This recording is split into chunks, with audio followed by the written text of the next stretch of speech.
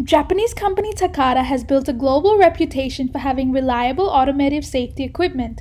It was a company noted for its innovative product development and careful product testing. Takata safety airbag could be found in cars manufactured by Honda, Toyota, Volkswagen. However, under the stewardship of Shishika Takata, Takata's reputation and commercial success vanished after its faulty airbags exploded and flung metal at passengers, leading to 16 deaths and more than 180 injuries worldwide by 2017. The scandal demonstrates failures of safety and quality oversight from the board and poor corporate governance on Takata's behalf.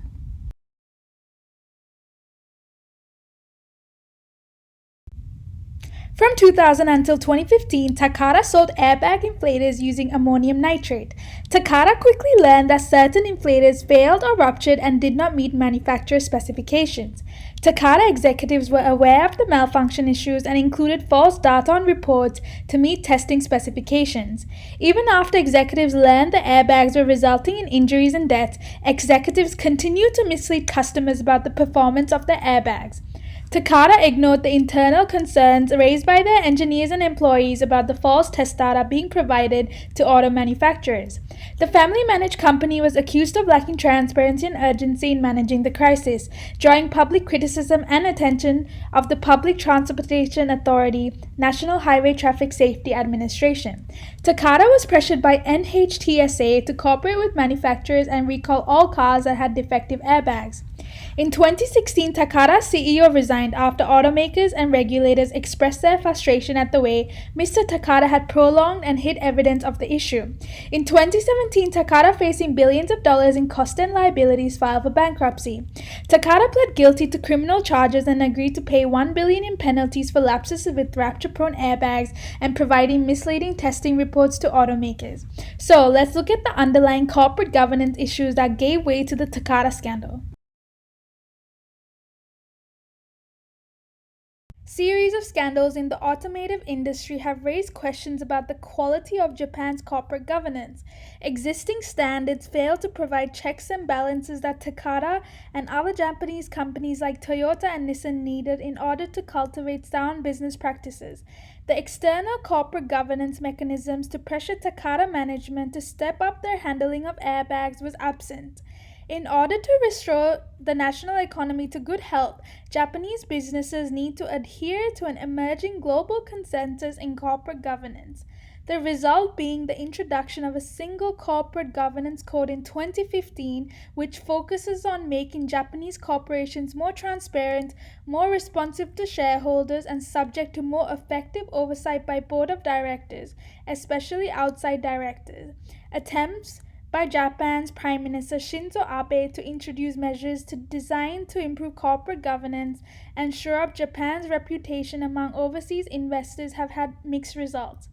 Since the model was introduced, there are signs that firms are being more responsive to long ignored activist shareholders and there are more outsiders sitting on company boards. The dominance on Japanese boards of company insiders and poor corporate oversight are issues for Takata. Takata family maintains control over the company by holding a majority of its shares and sitting on the board. Although Shishika Takata stood down as CEO in 2013, he became chairman and returned 18 months later after his successor left. This put management back in the family's hands, further indicating poor corporate governance, as did its homogeneous board with a lack of diversity, all factors restraining staff and directors coming forward when problems arose with the airbags. ASX Corporate Governance Guiding Principle 2 states that companies should structure boards to be effective and add value. This means adding diversity in the boardroom to enhance oversight. As to that effect, the Corporate Governance Code reduced cronyism on Takata's board and increased diversity. Takata now has one outside director sitting on its board. As structure of share ownership in Japan changes, disclosure is developing and the independent directors are increasing in number.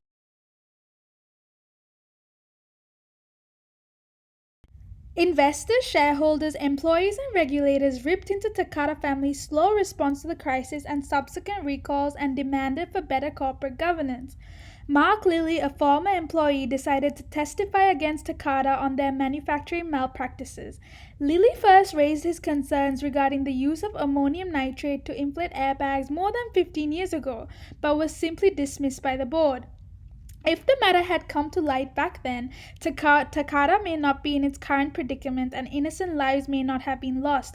Takata's scandal highlighted the crucial role that whistleblowers play in unveiling corporate misconduct. Given the strict hierarchies in Japanese society, expecting individuals to blow the whistle on their peers or even worse, their seniors is a cultural no-no. As a result, the Motor Vehicle Safety Whistleblower Act 2015 was passed in the US to incentivize whistleblowing, pushing for participation of employees to come forward with relevant information. New whistleblowing policies would help regulators identify problems at earlier stage and prevent disastrous outcomes such as this. The Japanese government has encouraged investors to challenge management on issues as investor relations and capital efficiency. The sole purpose of producing airbags is to prevent injuries and deaths in accidents involving cars. As a result, Takata has a specific duty of ensuring people's safety in the automotive industry.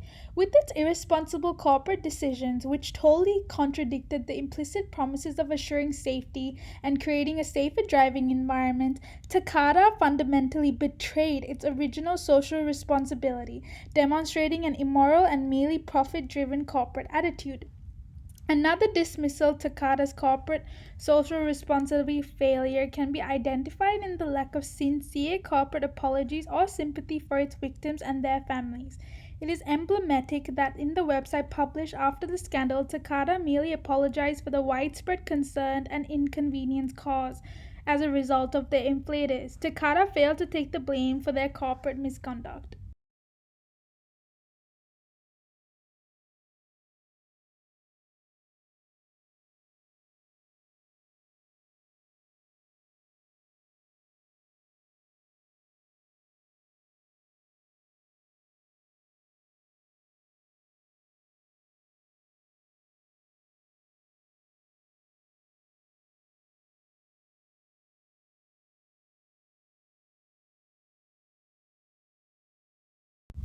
So, why is the Takata failure important and relevant to our study of corporate governance?